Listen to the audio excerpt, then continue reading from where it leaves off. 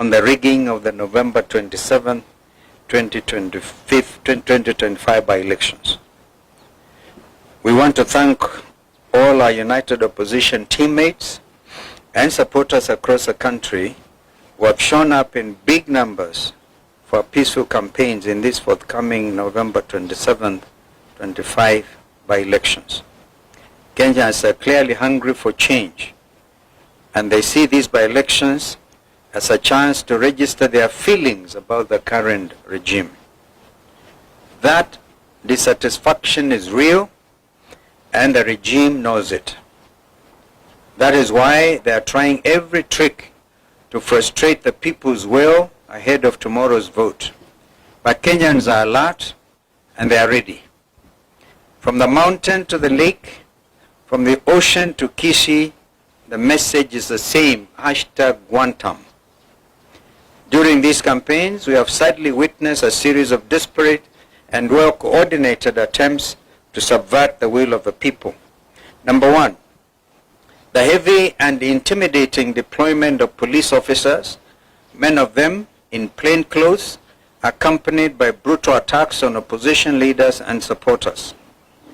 The intention is clear: to scare voters away from coming out in numbers they intend to tomorrow. We have seen this in Narok Town, in Malava, and in Mbeere North. Unmarked famous Subaru foresters have been roaming Chicago and Malava not to protect citizens, but to intimidate them. This is unacceptable in a democratic nation.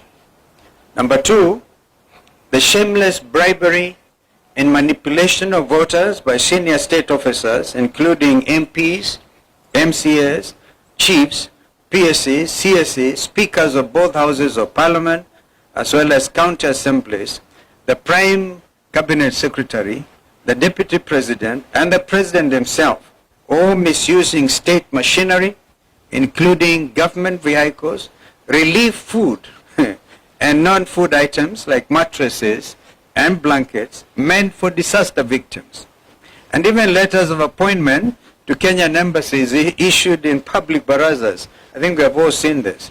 This is a misuse of public trust and public resources. Call it plainly abuse of office by this current regime. Number three, we have credible information that the serialization of 820 printed ballots, that's very important, 820,000 printed ballots was not done correctly and not properly inspected. This has created a dangerous loophole for ballot stuffing through extra or unaccounted for ballots. We are further aware that 30,000 pre-marked ballots have already been dispatched to the targeted battleground areas of Magarini, Malava, and Mbeere North through compromised presiding officers. This strikes at the heart of electoral integrity. Fourth, we have seen extended and illegal campaigns conducted by regime agents well beyond the official campaign period, escorted by police officers and accompanied by hired goons. This is a deliberate attempt to tilt the playing field and subvert the will of the people. Number five, violence is being prepared and deployed as a tool to cripple these by-elections. There is a well-coordinated scheme involving sections of the police, hired goons, and compromised IEBC officials. In Malava, for example, hired goons reportedly under the command of Lugari MP Mbeere are expected to spark violence using pangas and rungus and other crude weapons. They are to be protected by police, including a special team which has already been dispatched from Nairobi and we are monitoring their movements, the infamous Subaru unit. Once voting is disrupted, compromised IEBC ballots, compromised IEBC officers and clerks are expected to use that chaos to stuff ballots. We saw this pattern during the Gen Z protests, where police did not stop goons, but actually enabled them. We have again seen police in Narok and Kabuchai captured on camera, moving goons and distributing funds. This is a betrayal of the oath to protect. Finally, ladies and gentlemen, as we stated on November 20th, there is a deliberate plan to misuse mobile phones in polling stations in ways that violate the secrecy of the ballot. The response from IBC has been weak and insufficient, with the junior officer Magarini giving a half-hearted explanation to an issue that demands the full attention of the chairperson and indeed the entire commission. Their silence deepens our concern about the integrity of this institution at this critical moment. The IBC, by failing to address the genuine concerns raised by the opposition and the media, and by neglecting to put in place the necessary remedial measures, continues to cast a long shadow over its own independence. This new commission now stands accused, not by us alone, but by its actions of presiding over a process whose credibility grows more questionable by the day. A democratic, free and fair election cannot be built on silence, on evasion or selective action. It must be anchored on justice. We therefore demand that the IBC rises to the moment and A, confronts and overcomes the challenges facing this by-election. This is the first true test of the new commission. They must either overcome these challenges or be overcome by them, squandering the little trust Kenyans still hold. The commission must assure all Kenyans that it is not entangled with broad-based masters.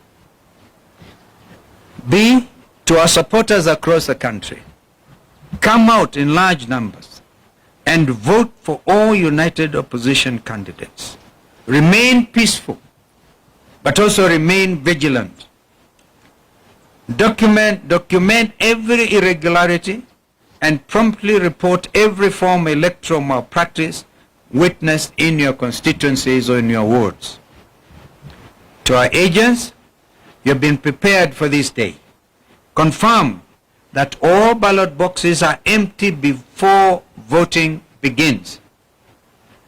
And check even any possibility of open windows where things could have been brought in and sneaked in. Do not abandon your stations until polling is fully concluded. Report every incident, from attempted inducements to photo taking inside booths to any form of voter harassment by police in uniform or in plain clothes. To the media, election observers and civil society organizations, please maintain maximum vigilance at all polling stations. Shine the light where others attempt to hide the truth. Expose every malpractice. This is what is expected of us as citizens of this country, that we have to dig in for democracy. E, the desperation of this regime is obvious to all. They are hanging by a thread. The writing is on the wall. The die is indeed cast. No amount of public money, no deployment of police, bullets or tear gas, and no intimidation of opposition leaders and supporters will succeed in silencing the will of the people. And to the broad-based operators clinging to their last straws, let it be known the people have already spoken. At this defining moment, we urge Kenyans to stand firm, stand peaceful, and stand together. Let us prove once again that no force, however desperate, can overcome a united and a determined people. The will of Kenyans is sacred. It cannot be bought, it cannot be bullied, or indeed it can never be broken. Tomorrow, let us vote with courage, guide the vote with vigilance, and move forward with faith, knowing that the truth may be delayed, but it cannot surely be denied. May God bless Kenya and all of us. My colleagues may want to add, but to do that aspect I talked about, the 820,000 ballots already printed. They were printed out in Greece, and the policy for by-elections has always been, you print locally. The Kenya Literature Bureau, for example, has been in that business. And it is also important to know that no certificate, and we want IBC to prove us wrong, no certificate of inspection and receipt has been received. So we are aware that this has been a quiet thing. And as we speak, Mr. Marijan is on the ground in Mbeere to try to make sure that what is already been planning, as we said the other day when my colleagues were out on the field, last Thursday in particular, we did point out that Marijan is under instructions of the former commissioner, Professor Gule, who is William Ruto'S political advisor on matters to do with IBC. So IBC, you are clearly on notice. So please, when the agents are there and the names are read out, I'll give an example. Any vote ya Karish in Mbeere North, if the clerks read Karish, please agents demand to see the marked ballots. And at the end of it, before the presiding officer presses the send button, please ensure that the numbers that have been now kind of identified and announced, yeah, are also the same figure that will get now transmitted by the send button. We are saying this because we are aware in the case of Mbeere North, 15,000 ballots have already been particularly voted. They have already marked them. And so the idea is that they are going to make them, they all be met now at the constituency tallying center. And therefore, because of the lack of serialization, which you have talked about, yeah, anybody can mark and serialize everything. So we are pretty aware, and I must thank Kenyans. Kenyans are very smart. That's why my brother said they cannot be like some of our other neighbors. This is Kenya. Thank you. Thank you very much.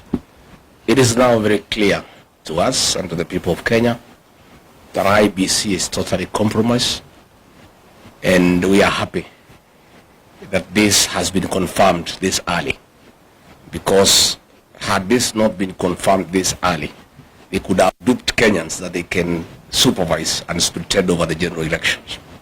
For the first time since the electoral history of Kenya, IBC has confirmed that they will be using uniformed officers and plainclothes officers. Those plainclothes officers is a tool for ballot stuffing. IBC has given ballot papers to government agencies that have been pre-marked, and the officers in civilian, their work is to figure out how to get the pre-marked ballots into the ballot box. In Mbeere, for example, Mbeere North, 15,000 pre-marked ballots are being distributed now in a hotel 2 kilometers from Ebu town, where Kindiki is supervising. And these officers have been instructed to go to the polling stations, some pretending to be agents, others to be observers, others to be keeping security. The plan in Mbeere North is that 1,500 gangsters from Kayole and Kambura in Kikuyu are in Mbeere. And their mission is to create chaos outside the polling stations so that the police officers inside can create more chaos, pretending to be agents. And in that situation of chaos, the pre-marked ballots will be put into the ballot boxes. Thereafter, the police will arrive and keep peace, and things will go back to normal, and then the voting will continue. By that time, the pre-marked ballot papers will have been in the ballot box already. We are therefore saying, and the CEO of IBC, Marijan, is in Mbeere North himself overseeing that exercise. Let me ask government not to provoke the people of Mbeere North and the people of Kenya. Those people will not accept that situation. And I can tell you they are aware, and they are waiting. And I think for IBC, they have lost an opportunity to work on some credibility where Kenyans can believe that they can be trusted to oversee the general election. So let me ask the people of Mbeere North to be vigilant, to go and vote, and hang around. And when there is a signal that the goons and the police have brought chaos, they too must come and protect their vote, because it's their right and it cannot be taken away from them. In Narok town, the governor has mobilized goons with the help of the Murang'a women rep and Betty Minor, again from Kikuyu, from Kayole, to go and intimidate members of the Kikuyu community in Narok town because they are perceived to be against government, and to make sure they do not vote. I was there on Monday. There was a lot of violence by goons under police supervision in broad daylight. And I want to ask the members of the Kikuyu community not to fear to go and vote, because they are Kenyans and they have a right to live anywhere in this country, and they have a right to vote for whoever they want to vote for. Our party has organized adequate security to escort them to go and vote, and they should do so without fear, because if they buy fear, this will set the stage for the rigging of the 2027 general election. So let us say that if William Ruto and IBC think they will rig the 2027 general election, they will be in for a rude shock. Admittedly, I think the by-elections are a trial run on how they can rig the 2027 general election. For us, it's also very good, so that we see how they do it, so that we learn and we prepare. But I can tell you with certainty, the people of Kenya will not be intimidated to elect people they don't want. And Kenya is not Tanzania. This is a totally different country with a very resilient population who don't buy fear and who are not easily intimidated. In Mbeere North, William Ruto has spent over 700 million shillings trying to bribe voters. And on the eve of the closure of the campaign period, the people of that area are through with that money. They want to go and vote their men, and that is why now they want to stuff the ballots. And it will not work, and it will not happen. And it is wrong for government officers sitting somewhere in a hotel outside Embu to think that they can go and stuff ballots into ballot boxes where the people live. It is very difficult. It's not easy. So we want to ask IBC not to allow officers into polling stations. And we have asked our agents to demand from the presiding officer that all agents are frisked for weapons. Nobody is supposed to carry a weapon inside a polling station unless it's an officer who is uniformed. Anybody else, whether you are an agent, whether you are an electoral official, you cannot carry a firearm inside the polling station. Those firearms are meant to intimidate the other agents, to intimidate the electoral officials, and therefore we have asked our agents to refuse the voting to begin until all people inside the polling station have been frisked for firearms, so that there are no firearms within the polling station. And I think once that has happened, voting should go on, and the counting should go on, and whoever has won should be announced. We have asked the people of Mbeere North, after voting, all of them to proceed to the tallying center in Chicago, so that they can protect their vote.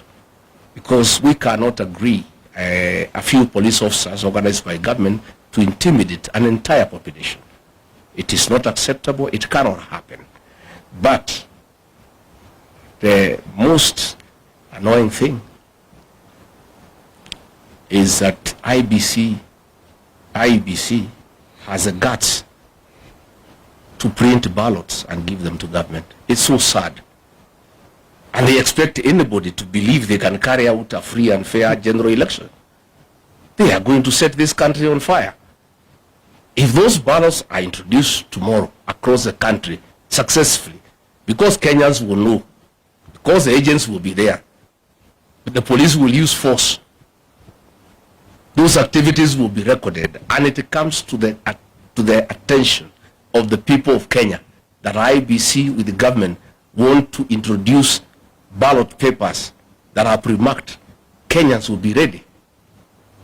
And it will not be easy. And they will set this country on very, very, very serious tension for the next 2 years. I can tell you with certainty that if they try the rigging of these by-elections, this country will be on political mood from tomorrow up to 2027, and no work will be done in this country. People will be agitated, people will be angry, and people will not accept that a government can enforce, can force leaders on them. So let me ask the people not to fear, not to be intimidated, to go out and vote and protect the vote. They must remain vigilant under all circumstances, no matter the threats, no matter the level of intimidation. This is our country. We have no other country to go to, and the right to vote is absolute, and it must be protected under all circumstances. Thank you. Thank you. Labda wenzangu wameongea Kiingereza, wacha ni seme kidogo kwa Kiswahili na nieleze Wakenya wazalendo ya kwamba tumepata habari ya njama ya kuiba kura serikali hii ya broad based. Njama hii imetekelezwa kupitia IEBC commissioners wenyewe, polisi wa Kenya, na kuna wahuni ambao tayari wametayarishwa. Wamepelekwa kule Mbeere, wamepelekwa Magarini, wamepelekwa Malava kule Kakamega.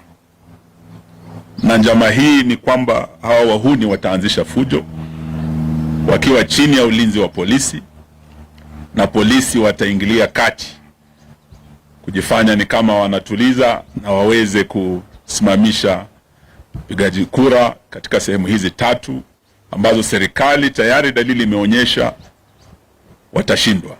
Wanataka kugeuza uamuzi wa wananchi. Yetu leo ni kuambia chairman Ethicon na commission ya IEBC ya kwamba wana nafasi nzuri sana kuonyesha ya kwamba hii ni tume huru isiyoegemea upande wowote. Kupitia yale ambayo malalamishi tumefikisha mbele yao, kuanzia na mambo ya hongo kwa wapiga kura. Haswa jana kumekuwa na women rep wa Kakamega, BLC Mohanda, akigawa chakula cha msaada, relief food, mchele, maharagwe, akipeana mattress na blanketi ambazo mimi nilikuwa napeana nikiwa waziri wa special programs. Wale wamepata majanga kule Turukana, mafuriko kule Nyanza na kwingineko. Hii ni chakula ya dharura kusaidia msaada wale wameumia. Sio wapiga kura, wakulima wa bidii ambao wana chakula chao, lakini wanatumia chakula cha serikali, mattress za serikali, kununua wapiga kura wapigie kura. Sio hiyo tu, njama ya pili kando na hongo ni kutumia fujo. Na hii fujo itakuwa kupitia hawa wahuni na polisi. Silaha hizi mbili za hongo na fujo tumejua zitatekelezwa wapi na nani. Kama Malava, nimetoka huko jana, mbunge wa Lugari Bwana Nabina Bwera, tunajua ya kwamba wewe ndio komanda ambao umepewa jukumu hilo. Tunajua ya kwamba Mheshimiwa Wetangula, Mheshimiwa Mudavadi, Mheshimiwa Oparanya na viongozi wenzetu kutoka magharibi mwa Kenya wamekuwa kwenye njama hii wakiongozwa na none other than Faruk Kibet, msaidizi wa rais, karani wa rais. Sasa ndio mdosi wa hawa jamaa. Kile anasema is what goes in Malava. Ameishi kule mwezi mzima, hajaondoka. Na leo tutataka tumwambie Bwana Faruk Kibet, ile njama umepanga tunajua. Kulikuwa na njama ya kwamba viongozi waweze kushikwa. Mheshimiwa Senator Halwale is targeted for arrest. Tunajua kuanzia usiku huu niko natafutwa. Senator Cleo Malala, governor, anatembea. na viongozi ambao wanaongoza kampeni zetu. Hii njama wanataka waweze kutisha wananchi wasijitokeze kupiga kura wakisikia viongozi wao wameshikwa na polisi. Wengi wamemwaga watu waogope kujitokeza. So siku ya leo tunataka tuambie tume hii, mtihani huu msiopita, mjue ya kwamba tayari mtakuwa umeanguka. Kama ni mock exam, this is a litmus test kwa tume hii. Na Bwana Ethekon with your commissioners, trust is earned. The confidence in the public is earned. And once you lose it, you can never recover it. This is like virginity, once lost can never be recovered. You have an opportunity. Muna nafasi nzuri kudhibitisha wazi ya kwamba ninyi ni tume huru. But beginning tonight, going into tomorrow, mjue ya kwamba kama viongozi wa upinzani twajua zile njama mumepanga na mtahusika. Sitaki niseme mengi, niombe ya kwamba wapiga kura, supporters wetu, msiogope, mjitokeze. Tutakuwa nanyi kuanzia usiku wa leo hadi usiku wa kesho. Kura zikihesabika, tuko na vijana wetu wamejitokeza. Uamuzi tayari, vile tumetembea kama United Opposition, tukiwa Kakamega, tumekuwa Mbeere, tumekuwa Magarini, wananchi wa Kenya washamua. Jaribio la kugeuza uamuzi wa Wakenya laweza likaleta maafa kama yale tumeona Tanzania. Na haya tunaambia Bwana Ruto, Kenya si Tanzania. Lakini huenda ukageuza Kenya kuwa Tanzania beginning tomorrow, kama yale Suluhu alifanya kule Tanzania, na watu wastaarabu kabisa wa Tanzania wakajitokeza. It will be worse in Kenya. If you try, let the people decide. That is the essence of democracy. Do not try to subvert the will of the people. Hiyo ni ilani tu tunatoa, na tunasema ya kwamba wapigaji kura mjitokeze. Ile fujo tumeona pale Kabuchai, nimekuwa na Mheshimiwa Gachagua kule Narok, ile fujo tuliona pale. It is very clear that this commission has been compromised, but you have 24 hours to prove yourselves. Asanteni sana. That's 1 minute. Yeah, sure. I forgot one thing. We have credible information as part of the strategy in case they don't succeed during the day to introduce the pre-marked ballots. The officers in civilian will cause chaos at 5 to delay the counting until nightfall. And once it's dark, the PS for energy, Alex Wachira, has confirmed to everybody that there will be power blackout in all these areas, so that it creates the best environment for chaos and for getting the pre-marked ballots into the ballot box. We want the CS Energy or PUADI to confirm to the people of Kenya, because it's important, that there will be no power blackout in those areas where there are by-elections. Because this will be a clear testimony that all institutions in this country have failed. And they are part of the Kenyan fraud of stealing from the people of Kenya their birthright. And Alex Wachira has confirmed in that meeting that was in Embu. And what I must tell these government people is that the police force is as dissatisfied as the rest of Kenyans. That police force is divided right in the middle. All those things, they are being planned, they are being relayed to us in real time. Because these are also parents. Their pay slips have been raided. The police, they are complaining. Share deductions, housing levy. They are equally discontented. Most of presiding officers who have been approached, they are teachers. They are very discontented.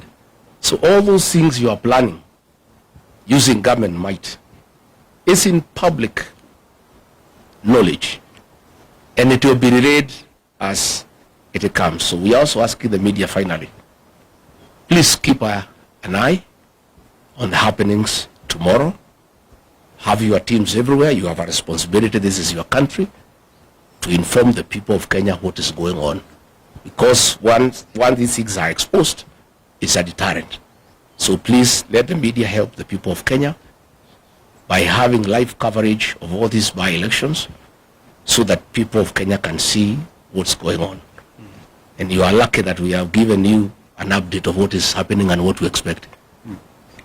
So also carry rubber shoes. Because the goons, I'm sure, they have instructions to descend on you. I don't want to scare you, but because I'm a truthful man, it's just to tell you the truth. Because I know they'll want to intimidate the media, to grab your cameras. So please carry your rubber shoes and also have a few of your own guys. They don't have to be goons to cover you up. So that your camera is safe and you are safe too. Indeed. And please take care of yourself. So when I was in Narok, I was well prepared with a helmet.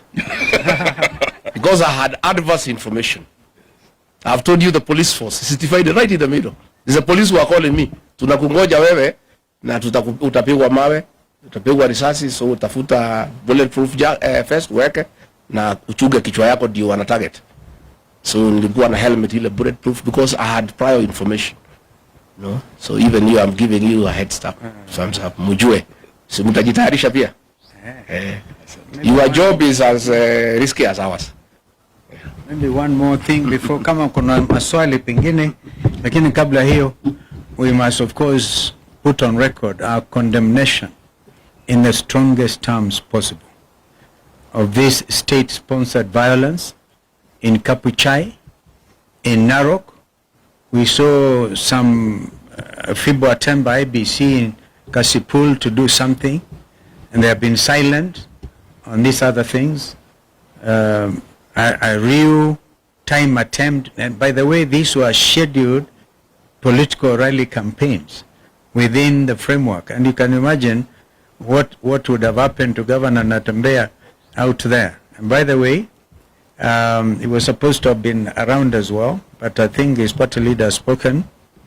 Why would Murkomen want to issue a statement kusema they have withdrawn the security of leaders at this time? Ati wanachunguza. Sasa wanachunguza what is pretty obvious, that the opposition rally in Kapuchai, and of course under the arrangements of Mheshimiwa Kalasinga, whose home was raided. We have not heard of arrests of those people who went actually kwa Mheshimiwa na kuharibu kila kitu. Hatujasikia kwamba wameshikwa. What are they trying to do by saying they're investigating? We have not heard one thing by APOA, by the way, Independent Police Oversight Authority. Even when people were stoned in Murang'a that time, peaceful things, people went all the way to police headquarters, to IPOA, make a presentation. We never heard them come back. Please, Kenyans who are in those positions, know that tomorrow you may want to get things done the way we want them done. Because you will be on the receiving end, God forbid.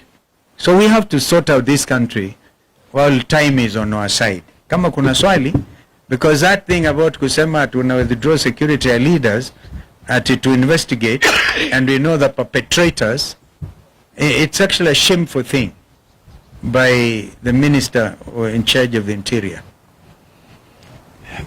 I think tumemaliza mambo haya. Yes sir.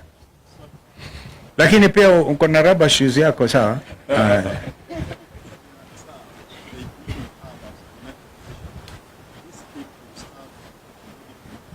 Yeah. We think it can, by the way, we have flagged out those places. But nothing, you remember I talked about 820,000 printed ballots. All right? And each of them is supposed to have a serial number. I wanted to look at that statement.